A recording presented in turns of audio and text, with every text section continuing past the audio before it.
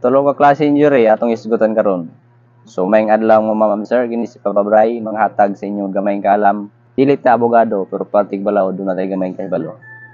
So ato isgutan ang tulo ka klase nga injury. Una is muna sa gitawag og slight physical injury. Ang slight physical injury is ang atong biktima niani is niagi siya og pag-atake, nasamad siya. Nga ang healing period sa iyahang samad is within 1 day to 9 days.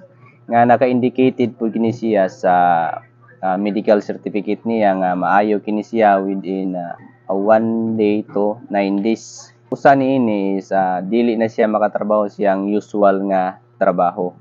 So mo na siya gitawag nga slight physical injury.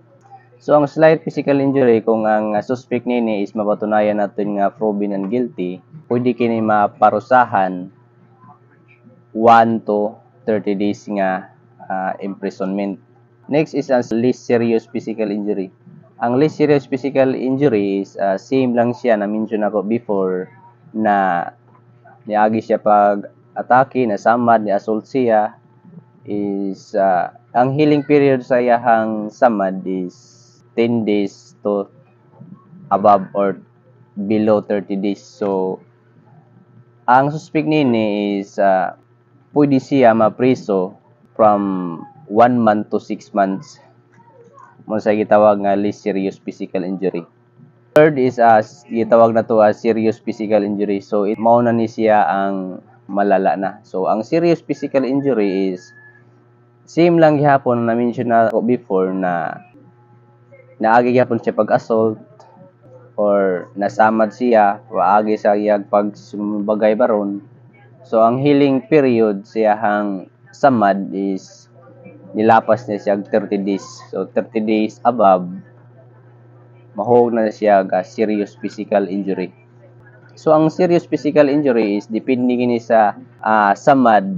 Kung ang suspect nini sa serious physical injuries, ang suspect is ma-prove siya nga guilty nini is pwede siya mapriso 12 years. So depende sa samad.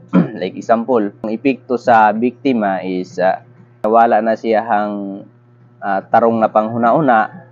Ang suspect is pwede siya mapriso from 6 months to 12 years.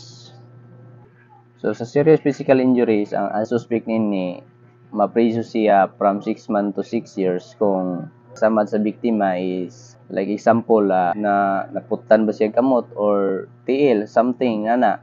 So adto na siya mapul sa serious physical injury from 6 months to 6 years. So maoro to guys. So sa sakto ug kumpletong detalye, duol tag attorney.